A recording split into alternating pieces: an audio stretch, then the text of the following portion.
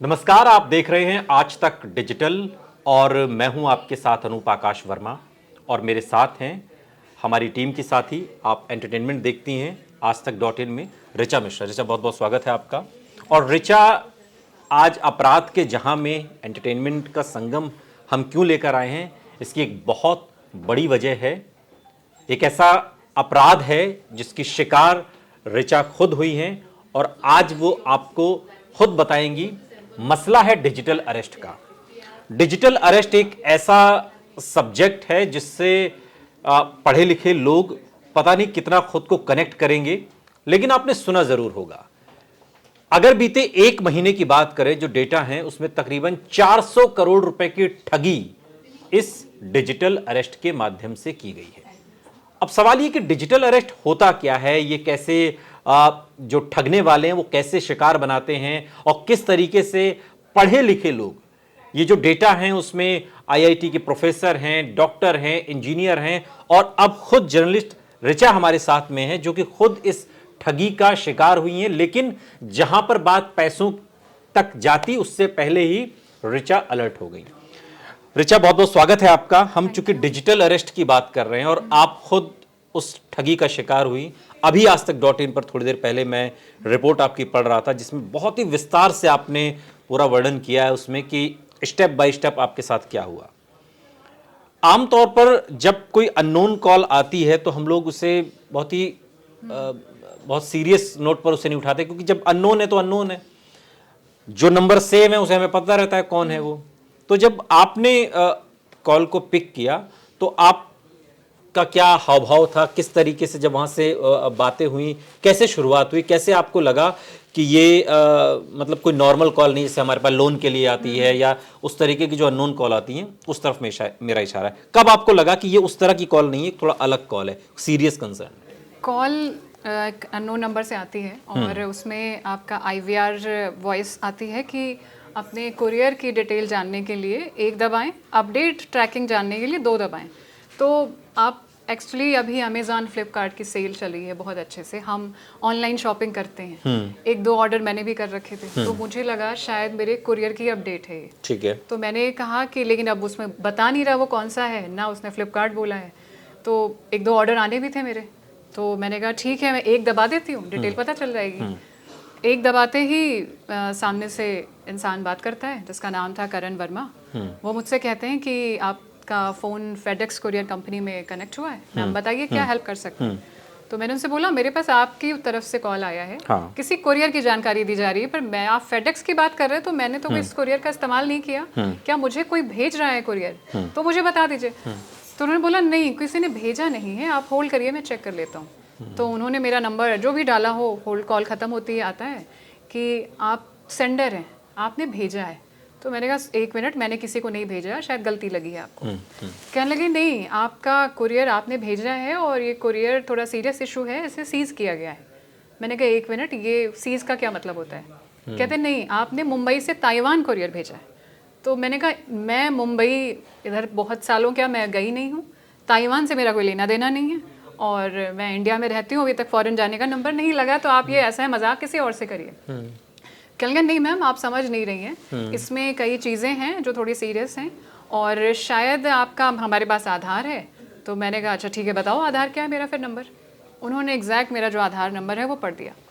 तो मुझे लगा कि अच्छा, फिर मेरे दिमाग में जो पहला शक आया, किसी के पास अगर मेरा आधार नंबर है तो अगर आधार इनके तो हाथ हम लग बहुत गया लोगों है, को दे देते, मतलब जब फोन नंबर ले रहे तो हैं। मेरा जो शक था, मुझे लगा इनके पास मेरा आधार है तो शायद मेरा आधार कहीं इस्तेमाल हुआ है। और थोड़े दिन पहले दिल्ली में भी कई किलो ड्रग्स पकड़े जाने की खबर थी, तो आपके बैकग्राउंड में ऐसी बहुत सी खबरें होती हैं। तो मुझे लगा कि शायद मेरा आधार का कहीं गलत इस्तेमाल हो गया है।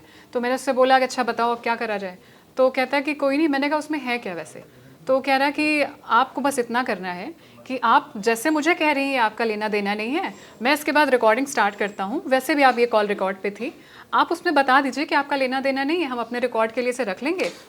1 मिनट ऋचा, मैं आपको टोक रहा हूँ। जैसे आम इतनी लंबी आपने बात बताई, आमतौर पर होता है कि हम लोग इरिटेट हो के यार क्या कॉल है, काटो हटाओ, फिर हम अपने काम पे लग जाते हैं। तो ये आपके दिमाग में 1 सेकंड को नहीं आया कि नहीं यार ये क्या है, चलो हटाओ काटो? नहीं, मुझे नहीं या आया। वो उनकी कनेक्टिविटी ऐसी थी कि आप वो डिस्कनेक्ट ही नहीं कर पाए? उनकी कनेक्टिविटी थी और वो मुझे ये इतना यकीन दिला चुके थे, जो पहली बार शायद मुझे लगा कि मेरा आधार कार्ड शायद मिसयूज हो चुका है। ओके, ये दिमाग में आपके क्लिक कर गया क्योंकि उन्होंने मुझे जैसे बोला कि मान लीजिए आपके नाम पे कोई गाड़ी रजिस्टर्ड है और उससे एक्सीडेंट किसी दूसरे स्टेट में होता है तो पुलिस तो पहले आपके पास आएगी ना।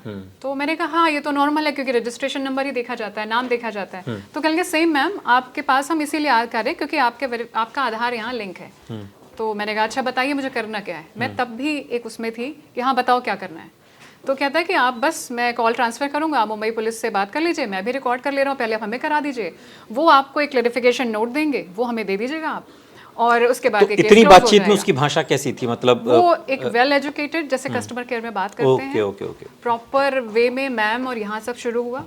ये उन्होंने वैसे बात की तो मैंने कहा इसमें क्या है, आप कर दो ट्रांसफर, मैं उनको भी बता दूंगी। कहने पहले आप हमें बात कर लीजिए। तो मैंने कहा अच्छा ठीक है बताइए। तो मैंने बोल दिया, मैंने कहा इस कुरियर से मेरा कोई लेना देना नहीं है, मुझे फेडेक्स से कॉल आया था और कोई उसमें ऐसा है। तो कहने लगे ठीक है हमारा रिकॉर्ड खत्म हुआ, आप लेकिन एक जानकारियाँ लिख लीजिए क्योंकि आप मुंबई पुलिस वाले आपसे पूछेंगे। तो मैंने कहा अच्छा क्या जानकारी है? तो उसने लिखा, लिखिए department name, FedEx courier company का, आपका किससे बात कर रही थी, वो था करण वर्मा। उसके बाद आपका प्रोडक्ट क्या है, ट्रैकिंग नंबर क्या है। तो मैंने कहा अच्छा प्रोडक्ट लिखवाइए। और फिर उसने लिखवाया एक लैपटॉप HP का, 3 क्रेडिट कार्ड हैं, 2 पासपोर्ट हैं और NDMA है या MDMA है। तो मैंने कहा ये क्या होता है, मेरे मुंह से वही निकला। तो कहता है मैम ये इलीगल ड्रग्स है, अगर आपके पास 200 ग्राम NDMA निकल आए तो आपको 15 साल की जेल होगी। वहां तक भी मैंने उससे बोला हाँ। मैंने कहा अच्छा अब मैं ड्रग्स भी बेचने लग गई हूँ। मैंने उससे बड़ी तफरी में बोली बात। अच्छा मैंने कहा अब मेरा काम ये भी रह गया है कि मैं ड्रग्स भी बेचूं। और मैंने कहा अच्छा। तो कह रहा नहीं मैम आपको मैं ये नहीं कह रहा हूँ आपने किया है, आपका आधार, और ये बहुत सीरियस चीज़ है, आपका मिसयूज हो चुका है। तो मैंने कहा अच्छा ठीक है। तो अभी इतनी बातचीत तक क्या आपने इस चीज़ को सीरियस लिया था या आप अभी तक लग रहा था कि यार नहीं, मुझे लगा अगर मिसयूज है, ये मुंबई पुलिस मेरा कांटेक्ट करा ही रहे हैं तो मैं कंप्लेंट डाल देती हूँ, बात खत्म। मुझे ये लगा ना जैसे कि उसने पूछा आपका कभी वॉलेट खोया होगा, मैंने कहा हाँ 2 साल पहले वॉलेट खोया था। तो कहने के डॉक्यूमेंट मैम हो सकता है वहाँ से लीक हो गए हो। तो मैंने कहा हाँ आज की तारीख में तो इस तरह के मिसयूज हो रहे हैं। ये कोई बड़ी चीज भी नहीं है। करा देते हैं, क्या जा रहा है हमारा, हम अपनी ओर से अवेयर हो जाएं, जैसे हम कोई गाड़ी चोरी होने पे करा देते हैं कि कल को एक्सीडेंट हो तो बिल्कुल। और आधार तो हम लोग कई जगह पर अपना देते हैं ना, आधार वहां से भी लगा यही करना। अब यहाँ तो हमने तो जैसे भाई यहाँ हमारी ज्वाइनिंग हुई थी तो अपने डॉक्यूमेंट्स हमने HR डिपार्टमेंट में जमा कराए थे, और वहां से मान लो कोई ईश्वर न करे खुदा न खास्ता किसी ने लीक कर दिए तो गुंजाइश तो हर व्यक्ति की हर जगह बनी रहती है। तो मुझसे भी यही कहा गया। तो मैंने कहा ठीक है आप कनेक्ट करिए। और हम ये भी है कि कुरियर वालों के कनेक्शन होते हैं, आप जैसे इंटरनेशनल कुरियर कंपनी इन सबके पुलिस वालों से। तो मैंने कहा हाँ कर दीजिए। उन्होंने वहाँ पे कॉल कनेक्ट करी। सारा जो मैं कह सकती हूँ कि जो ट्रैप शुरू हुआ है या आप कह लीजिए हिप्नोटाइज सा शुरू हुआ है, वो यहाँ से शुरू होता है। वो यहाँ से शुरू हुआ। यहाँ तक तो मुझे भी होश था कि मैं क्या कर रही हूँ। उसके बाद उन्होंने बोला एक कंट्रोल रूम जैसी आवाज आती है कि मुंबई पुलिस, पूरा माहौल ऐसा लगता है कि कहीं पुलिस वो जैसे नहीं दूर से आवाज आती है कंट्रोल रूम में कोई वो जो बात करते हैं। तो मैंने कहा हाँ, तब मैंने उनको भी बताया सर फेडेक्स से मेरे पास ऐसे कॉल आया था, उन्होंने बोला है कि ये चीज़ें हैं। तो कहने लगे पढ़ के बताइए। अब मुझे होश है कि शायद मुझसे हर डॉक्यूमेंट पढ़वाया गया तो मेरी बात एक तरह से रिकॉर्ड कर ली गई है कल को। अब मुझे लगता है कि शायद वो अगर कोई उतना क्या पढ़वाया उन्होंने, क्या नाम है आपका, क्या क्या प्रोजेक्ट है आपके कुरियर में, आपका ट्रैकिंग नंबर क्या है। अब मैं बोल रही हूँ तो उस नोट को आप कहीं भी चला सकते हैं कि मैं ही कह रही हूँ 200 ग्राम NDMA है, इसमें 3 पासपोर्ट हैं, 2 क्रेडिट कार्ड हैं। ये अब मुझे रियलाइज है, मुझे उस टाइम नहीं था। अच्छा। फिर उन्होंने बोला कि उस वक्त आपको ये एहसास नहीं हुआ था? ये अब मुझे है कि मुझसे क्या क्या चीज़ें मिसयूज हो चुकी हैं और कर लेंगे आगे। फिर उन्होंने मुझे बोला कि ऐसा करिए। अच्छा वहाँ तक भी वो बड़े नॉर्मल बात कर रहे थे। तो मैंने कहा सर मुझे कंप्लेन आपको रिकॉर्ड करवानी है। उन्होंने बोला है जिससे कि फेडेक्स कुरियर कंपनी भी अपना क्लोज करेगी केस और मैं भी अवेयर रहूँ आगे अगर आपके पास कभी मेरा आधार ऐसा आ जाए। तो उसने बोला आप 2 मिनट रुकिए, हम आपका आधार ट्रैक करते हैं। उन्होंने कहा ठीक है ट्रैक करते हैं। वो ट्रैक करने के लिए कॉल होल्ड पे गई, वहाँ तक भी ठीक था। मैं कहा चलो। उसके बाद उन्होंने बोला कि हाँ मैम हमने ट्रैक कर लिया है, आपका ये कुरियर है, ये हमें भी मिल गया है। तो मुझे लगा फेडेक्स के बाद यहाँ कंफर्म हो गई मेरे आधार। अब तो कंफर्म था मुझे कि मिसयूज हो चुका है आधार का, क्योंकि पुलिस वाले भी कह रहे हैं कि हाँ आपके नाम पे है। तो उन्होंने बोला ऐसा है लेकिन आपका ना हमें वीडियो कॉल पे रिकॉर्ड करना होगा। और वो जो आवाज़ थी पुलिस वालों की, उन्होंने अपना नाम बताया विनय कुमार चौधरी। उन्होंने बोला हम आपका वीडियो कॉल पे रिकॉर्डिंग लेंगे क्योंकि आजकल ऑनलाइन कंप्लेन का भी टाइम आ चुका है। हम लोग पुलिस स्टेशन बहुत ही कम जाते हैं और हमारा वास्ता क्राइम से बहुत कम है। एक तो मेरा तो हमें नहीं पता होता उतना। और लेकिन वो जो कॉल शुरू होती है और सामने एक बंदा, सामने जो पर्सन आते हैं वो बिल्कुल वीडियो कॉल पे 2 झंडे लगे। तो ये क्या फोन पर हो रहा था आपके? नहीं, उन्होंने बोला, मैंने कहा ठीक है मैं जूम ऑन कर देती हूँ। कहते नहीं आप ऐसा करिए, स्काइप डाउनलोड करिए, हम स्काइप पे काम करते हैं। अच्छा। तो मैंने कहा मुंबई पुलिस स्काइप पे काम करती है? तो कहने लगे हाँ, आप स्काइप डाउनलोड करिए और लिखिए मुंबई पुलिस 911। तो मैंने कहा आप क्या 911 तो यहाँ का है नहीं। तो कहते नहीं, आप डायल तो करिए, हमारा स्काइप आईडी है ये, हम इंटरनेशनली यूज़ करते हैं। अच्छा। वहाँ तक शायद मेरा दिमाग नहीं गया, मैंने वो कर दिया, उस पर आ गया नंबर और एक ही नंबर आया, एक ही आईडी आई।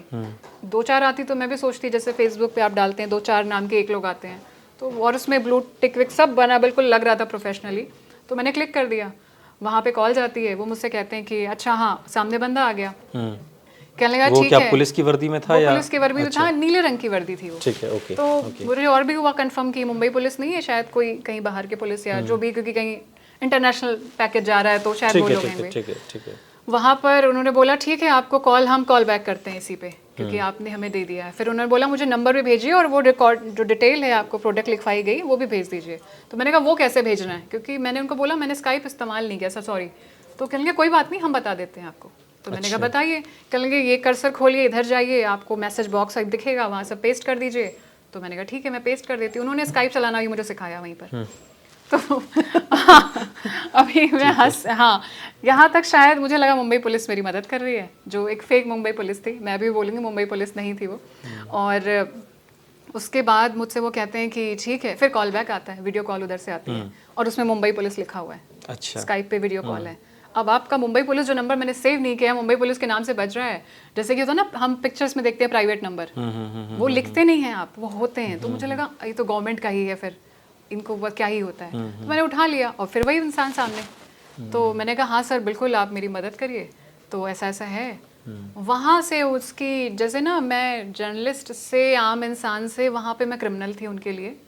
और उन्होंने जो इंटरव्यू, खुद आपको क्या लग रहा था, मतलब आप अभी तक तो यही एहसास था भाई मेरा आधार है, उसका मिसयूज हुआ जिसकी मैं कंप्लेन करा रही हूँ? इंटरोगेशन जो शुरू हुआ है, शायद मैं वर्ड्स में नहीं बता पाऊँ आपको शायद उतना।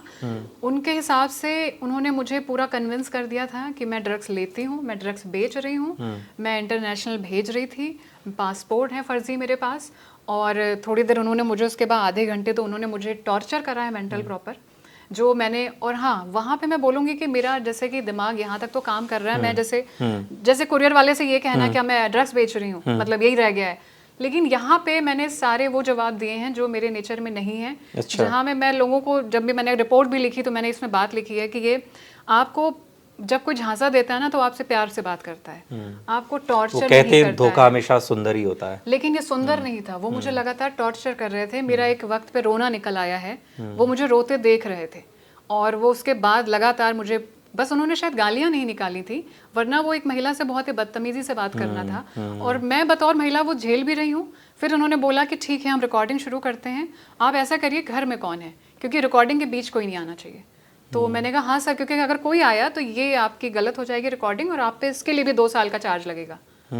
तो वो जो मैंने उनको देखा है, उसके बाद मैं ये तो कह सकती हूँ कि मैं शायद अपने ब्रेन से नहीं काम कर रही थी। अब ये बहुत हंसी की बात भी लगती है, बहुत अजीब भी लगती है जो होता है, सम्मोहित कर लिया ये था। आप क्या आज के टाइम पे हिप्नोटाइज की बात करते हैं।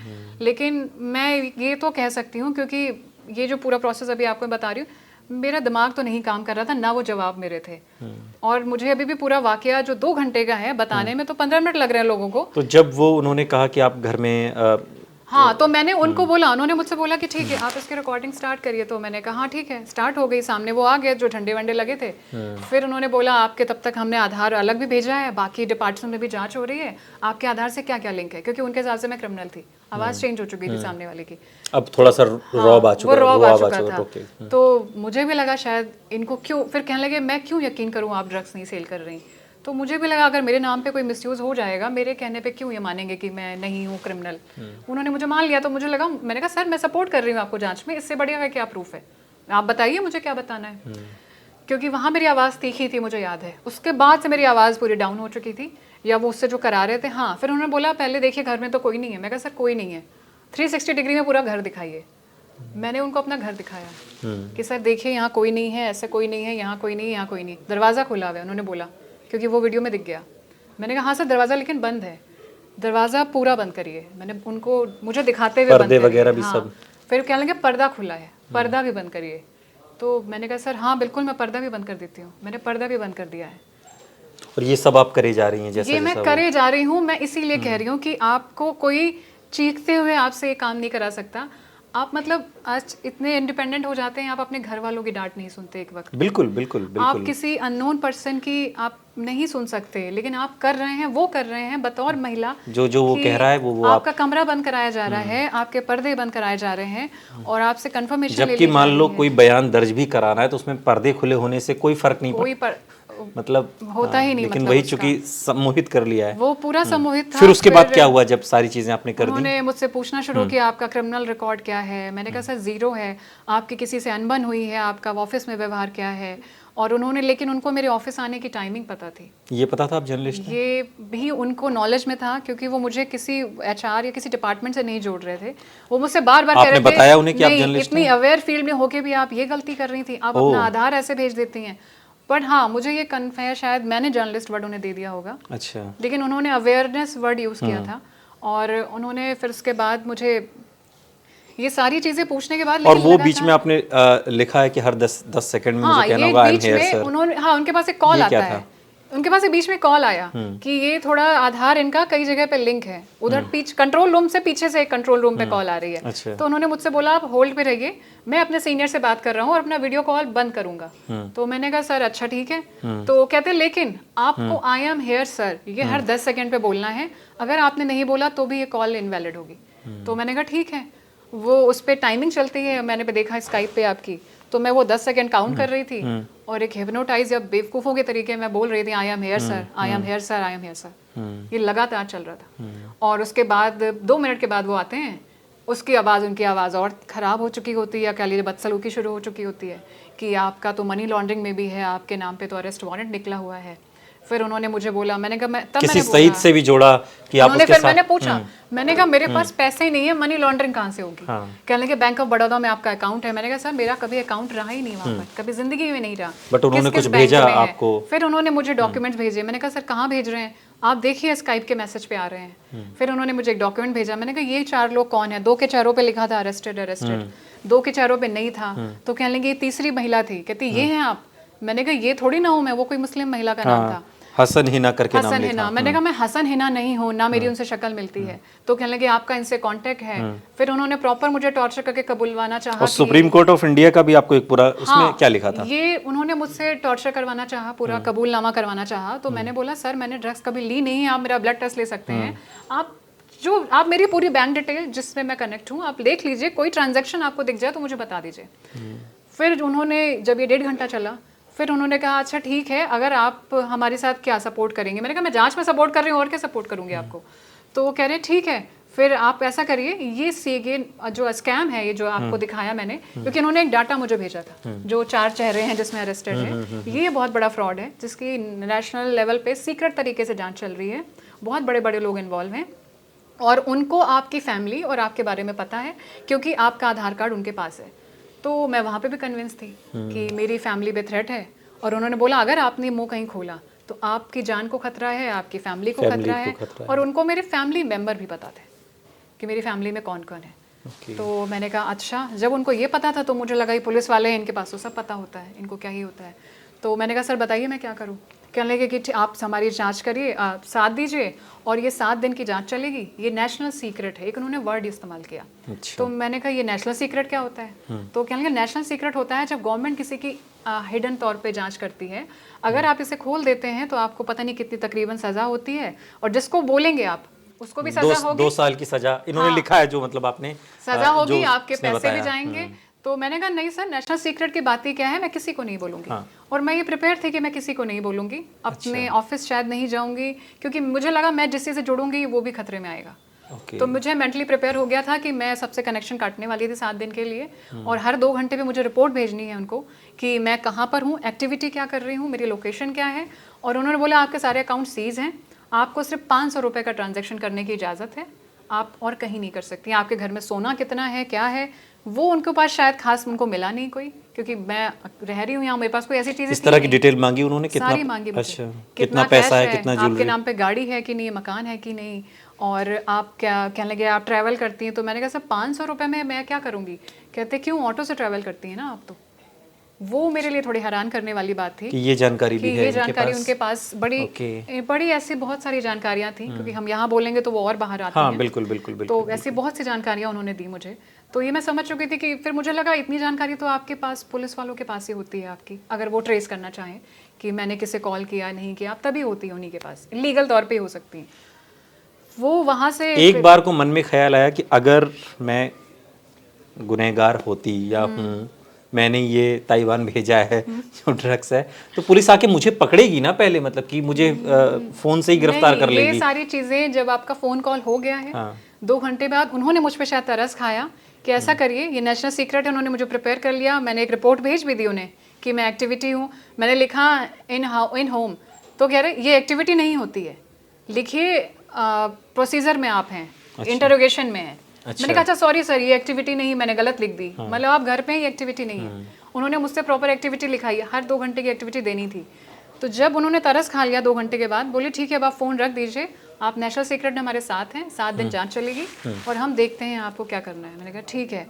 मैं रो चुकी थी, और हाँ उन्होंने मुझे मेंटली उतना टॉर्चर कर दिया था, मैं मान चुकी थी मेरा सब खत्म हो चुका है। ये मैं बोलूँगी कि उनकी कोई आर्ट है, या कह लीजिए उनका वो हिप्नोटिज्म है। इसलिए मैं बोलूँगी कि वो स्कैम नहीं है कि मुझसे अच्छी बातें करी, मैंने अपना अकाउंट नंबर दिया और मेरे 5 लाख रुपए निकल गए, ये वो नहीं था। ये पहली नज़र में पहले तो सम्मोहित किया है आपको, उन्होंने मुझे उस आपके हद तक दिमाग को कैप्चर टॉर्चर किया है पूरी तरीके जो बात से। मैंने अपनी रिपोर्ट में भी नहीं लिखी, क्योंकि मुझे लगा मेरे बाप बाप पढ़ेंगे तो बहुत डर जाएंगे।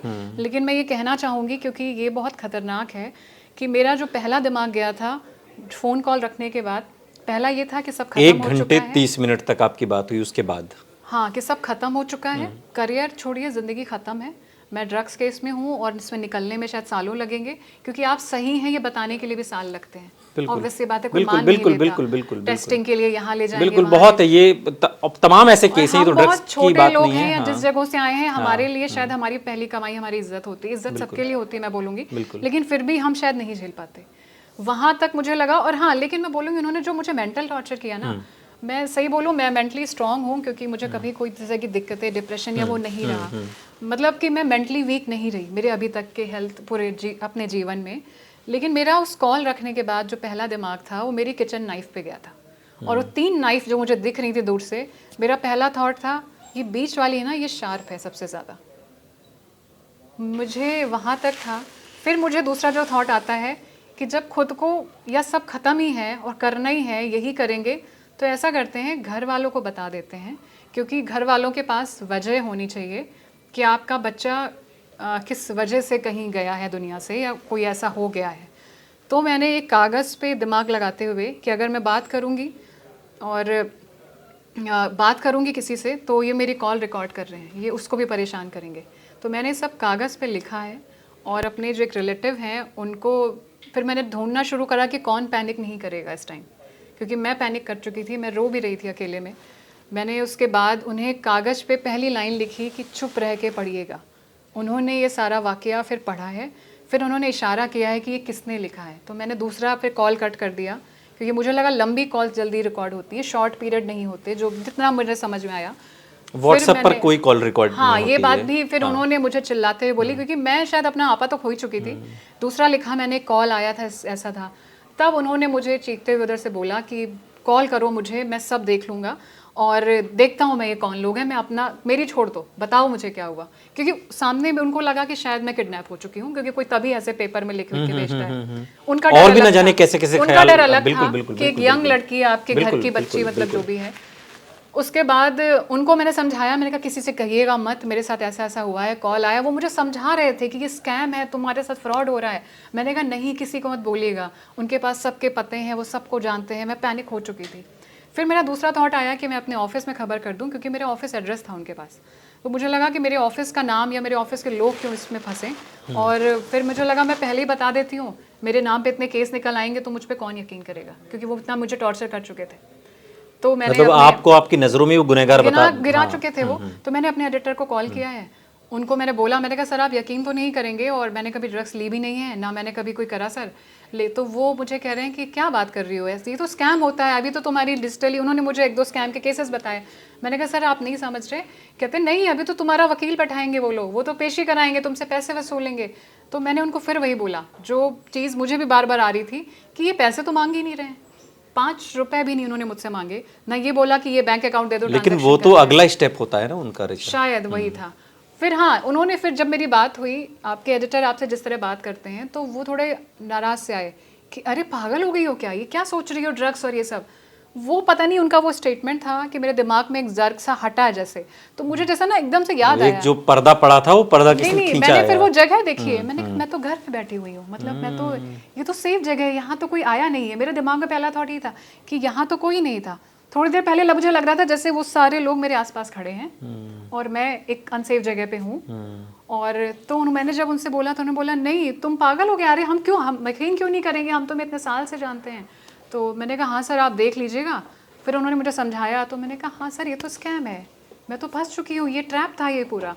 उनसे मेरी थोड़ी देर बात हुई, फिर मैंने रखा, फिर मैंने फिर अपने रिलेटिव को बताया। मैं कहा नहीं आप भी सही कह रहे थे, कहने लगे सब सारे काम छोड़ो, साइबर क्राइम में पहले कंप्लेन करो। साइबर क्राइम में मैंने 1933 पे कॉल किया, उन्होंने बोला सुना, उन्होंने बोला ये तो आपका रिटर्न में जाएगा, हम तो केवल फ्रॉड कॉल लेते हैं जो बैंक के स्टेटमेंट इधर उधर होते हैं। तो मैंने कहा मैम मैं इतनी पैनिक में हूँ, कहीं तो लिख लीजिए मेरी कंप्लेन, मेरे साथ कोई हादसा हो जाए। नहीं मैडम हम नहीं ले सकते, आप हमें रिटर्न में दीजिए, वेबसाइट पे जाइए, लिंक लिख लीजिए। मैंने कहा चलिए दीजिए आप। कहाँ, ये नोएडा का आप बता रही हो? नहीं, साइबर का government.in करके अच्छा, वेबसाइट ओके, है। Okay, okay. वो वेबसाइट खोलने में मुझे 48 घंटे लग गए, आज जाके मैं अपनी कंप्लेन लिख पाई हूँ। फिर उन्होंने मैंने हद है। हाँ, और उसके बाद मैंने फिर नंबर मिलाया, मैंने कहा आपकी वेबसाइट काम नहीं कर रही है, अब मैं क्या करूँ। अच्छा रुकिए आप कहाँ से बात कर रही हैं, मैंने कहा मैं नोएडा से बात कर रही हूँ। अरे आपने तो हरियाणा फ़ोन लगा दिया है, हम आपको कॉल ट्रांसफ़र करते हैं। वो जैसे होता है ना हमारे थाने का केस नहीं है। तो अब हाँ, जैसे ये कॉल ट्रांसफ़र हुई ना, ठीक मुझे वही लगा कि मेरे जैसे इंसान ने, कुरियर वाले ने जब बोला ना मुंबई पुलिस से बात कराता हूँ, तो वो क्यों नहीं यकीन करेगा, मेरी फ़ोन पे तो कॉल ट्रांसफ़र हो रही है ना, और यहाँ तो जेन्युइन है पुलिस वाले। तो मैंने कहा हाँ कर दीजिए, कॉल ट्रांसफ़र होती है। मैंने फिर वही कहानी सुनाई, अरे मैडम आपको कोई परेशान कर रहा है, कोई बहुत सोचने वाली बात नहीं है, लिखित दर्ज कराइए वेबसाइट पर, जो आज मैं दर्ज करा पाई हूँ 48 घंटे बाद। फिर मैंने संडे के दिन, ये सारी दहशत के बाद, हाँ मैंने अपने घर वालों को फ़ोन किया, क्योंकि 2 घंटे बात हुई है, अगर आपका AI के थ्रू क्लोन तैयार हो जाता है, जो मुझे सारी अवेयरनेस मेरे रिश्तेदारों ने देनी शुरू करी कि आपका, शायद मैंने तो अपनी माँ को सबसे पहले बोला मेरे नाम पे कोई ये भी बोल देना कि मैं जीवन में नहीं हूँ, मर गई हूँ, या मेरे नाम से मैं आती हैं इस तरह की कॉल, तो आप प्लीज पैसे ना दें, उन उन बातों पे यकीन ना करें, क्योंकि आपके मदर, आपके पेरेंट्स सबसे इमोशनल होते हैं। अपने भाई को मैंने समझाया, तो उसने मुझे बहुत सारे स्कैम बताए। फिर उसके बाद ये दिन कैसे भी गुजरा, मुझे घर वालों ने, खैर जितने भी अलर्ट होते, घर से मत निकलना, ध्यान रखना, क्योंकि उनके पास थोड़ी बहुत जानकारियाँ थी मेरी पर्सनल। तो मैंने भी सोचा नहीं निकलती हूँ। संडे के दिन मैं घर से बाहर भी निकली, लेकिन ठीक 12 बजे फिर फ़ोन बजता है, फिर से करण वर्मा आते फिर हैं। दोबारा से करण वर्मा मुझसे कहते हैं कि मुंबई पुलिस से आपको नोटिफिकेशन मिल गया है, क्योंकि हमें चाहिए केस क्लोज करना है। अभी तक आपकी मनोस्थिति बदल चुकी थी, मतलब यहाँ बदल चुकी थी, क्योंकि मुझे पता चल चुका था। पिछले दिन की बातचीत थी, जो तनाव था, जो एक आप उसमें थी सम्मोहन में, अब आप उससे आज़ाद थी। मैं उससे आज़ाद थी। यहाँ पे मैंने चेंज करी टोन अपनी। मैंने कहा हाँ सर आपने मेरी बहुत मदद करी, ऐसा करिए आप प्लीज़ कोई नंबर दे दीजिए, क्योंकि नोटिफिकेशन मुझे, सॉरी क्लेरिफिकेशन नोट मुझे कल मिल जाएगा, तो मैं आपको कहाँ भेजूँ, आपका नंबर लगता नहीं है। तो कहने लगे हाँ ये तो IVR कॉल है और ये गवर्नमेंट की तरफ से की जाती है, आप ऐसा करिए मैं आपको पर्सनल नंबर व्हाट्सअप करता हूँ, आप उस पर भेजिएगा। और आज मंडे का दिन है, लेकिन अभी तक मेरे पास कोई करण वर्मा का दूसरा कॉल नहीं आया है। लेकिन ये है कि जो मैं बताना चाहती हूँ कि एक होता है ना, आपको प्यार से फंसाते हैं, आपका अकाउंट नंबर निकाल लेते हैं, आपसे कहते हैं QR कोड स्कैन कर दिया। ये शायद एक महिला से हिप्नोटाइज करके वो वाली चीज़ें थी कि शायद वो मुझसे कोई ऐसी चीज़ करा लेते जिस पे मुझे लंबे वक्त का ब्लैकमेल कर सकते थे। हम मेंटली उसके लिए स्ट्रांग नहीं होते हैं। अगर आप मुझसे कमरे के पर्दे बंद करा सकते हैं, दरवाजे बंद करा सकते हैं, तो आज भी अगर मुझे किसी बात की दहशत है, अब मुझे वीडियो कॉल से दहशत है, अननोन नंबर से दहशत है, और मुझे लग रहा है कि मुझे हिप्नोटाइज करके मेरी जैसी, जो मुझे बहुत लोग समझते हैं मैं बहुत अवेयर हूँ, सब हूँ, लेकिन अगर मैं वो कर सकती हूँ तो शायद मैं पता नहीं क्या क्या कर जाती, जो वो उन्होंने शायद उस दिन नहीं कराया, और मैं बहुत बुरे ट्रैप में फंस जाती। तो शायद मैं निकल आती, मैं यहाँ की हूँ, आपकी फैमिली वो शर्मिंदगी वही वाला हाल है ना। नहीं नहीं बिल्कुल, कि वो आप जो जिस तरफ वो बहुत आप इशारा कर रही है वो गलत हो ब्लैकमेलिंग का जाता है, एक वो नहीं अलग निकल अलग पाते अलग अलग वो हो जाता। अभी भी मुझे ये डर है कि जो मेरी कॉल रिकॉर्ड हुई, पता नहीं मेरी कौन सी तस्वीरें आई से बनाई जाएं या क्या हो, क्योंकि मुझे लगता है कि हाँ लेकिन हो फिर गया। भी इसमें रिलैक्स की जो सबसे बड़ी बात है ऋचा, वो ये है कि ये सब कुछ फेक था, फ्रॉड था, ठग थे ये लोग। ये बात जब आप समझेंगे तब आपको तसल्ली होगी। ऋचा मेरी साथी इसलिए इस ठगी का एक दिन शिकार रही क्योंकि आप इनोसेंटली को लेकर, अपनी चीजों को लेकर इनोसेंट हैं, और इसी मासूमियत का फायदा ये ठग उठाते हैं। बहुत जरूरी है कि आप पहली बार में सतर्क हो जाएं। आप समझें कि जो क्राइम आपने किया ही नहीं है, ये तो हमें पता रहता है ना कि ड्रग्स हमने या जो भी क्राइम हमने नहीं किया है, यहीं पर आपको सचेत रहना है, सतर्क रहना है कि जो चीज हमने की नहीं है उस चीज से डर कैसा। जब हमने किया ही नहीं है तो कोई हमें फंसा कैसे सकता है। कितना भी कोई आपको बरगलाए, आपके पास ये कॉल आएगी कि आपकी बेटी का एक्सीडेंट हो गया है या आपके बेटे को फला पुलिस ने पकड़ लिया है, या बहुत सारी वीडियो कॉल अननोन नंबर से ऐसी भी आती हैं जो न्यूड कॉल होती हैं, और उसके बाद वो आपको ब्लैकमेल करते हैं। मेरे खुद के भाई के पास इस तरह की कॉल आई थी ऋचा, जिसमें वो जो नंबर था वो पुलिस वाले का नंबर था, उसकी फोटो लगी थी दिल्ली पुलिस का। बाद में मैंने जब उस नंबर पे कॉल किया और फिर बाद में मैंने संसद मार्ग थाने में पुलिस उसकी कंप्लेन दर्ज कराई, तब पता चला सब कुछ फ्रॉड है। इस तरह के फ्रॉड से बचिए। सबसे पहले जरूरत है अननोन नंबर को सही तरीके से अटेंड करने की। ये फ्रॉड ऐसा मत समझिए कि सिर्फ उन लोगों के साथ हो रहा है जो पढ़े लिखे लोग नहीं, उनको बरगलाया जा सकता है। ये वाला जो फ्रॉड ऋचा बता रही हैं, इसका तो टारगेट ही पढ़े लिखे लोग हैं, जिसमें IIT professor, engineer, doctor, journalist जैसे लोग भी इसमें फंस सकते हैं। ऋचा की कहानी आप सबके लिए एक सबक है, सीखने के लिए कि इस तरीके के फ्रॉड से कैसे बचें। और मैं एक बात जोड़ना चाहूँगी कि हमारा कानून इस पर सख्त होना चाहिए, क्योंकि जिस तरह से साइबर क्राइम ने और जिस तरह से मेरी कॉल ये भी अपने आप में बहुत निराशाजनक है, बहुत निराशाजनक है। आज भी सैटरडे को हुआ ये, आज भी मैं बैठी हुई हूँ, मैं आसपास लोगों को बता रही हूँ, मुझे सहानुभूति दे रहे हैं, कोई हंस ले रहा है कि स्कैम में फंस गई, लेकिन मेरे पास लीगली कोई ऐसी चीज़ नहीं है, सपोर्ट अभी तक नहीं आया कि मैं कहाँ जाऊँ, क्योंकि वो लोग कौन थे मुझे पता नहीं, वो करके चले गए, मैं टॉर्चर हो चुकी हूँ, मैं कहीं शिकायत तक नहीं कर सकती। साइबर क्राइम पे कॉल के मतलब रजिस्टर किए हुए मुझे 6 घंटे से ज़्यादा हो चुके हैं, मेरे पास एक सिंगल कॉल नहीं आया, जबकि मैंने क्लियर उस पर लिखा था कि मुझे थ्रेट किया जा रहा है। और ये हाल तब है जब आप आज तक, और मैंने उसमें मेंशन किया है Richa Mishra India today group, बिल्कुल आप मेंशन करते ये तब है जब हम आज तक का नाम लेकर अपनी पहचान बता रहे हैं, वो ये समझ रहे हैं कि जर्नलिस्ट हैं और इस तरीके का फ्रॉड है, बावजूद इसके इस तो तरीके का मुझे लग रहा है हल्कापन कि ये ज़्यादा निश्चित तौर खतरनाक पर। है, अब मुझे महसूस हो रहा है, जितना मैं ट्रैप में नहीं है ये आपको, क्योंकि इससे क्या होता है ना, जो करने वाले हैं उनको बहुत साहस मिल जाता है। लेकिन फिर भी आपकी कहानी से ऋचा मैं समझता हूँ लोगों को कम से कम एक सबक और एक सीख मिलेगी, जो बहुत जरूरी है। बहुत बहुत शुक्रिया ऋचा, विस्तार से आपने इस कहानी को बताया, और हम उम्मीद करते हैं कि आप इस कहानी से सबक लेंगे, सीखेंगे। Thank you. यहां रुक रहे हैं, आप कहीं जाइएगा नहीं, बने रहिए हमारे साथ, देखते रहिए आज तक डिजिटल।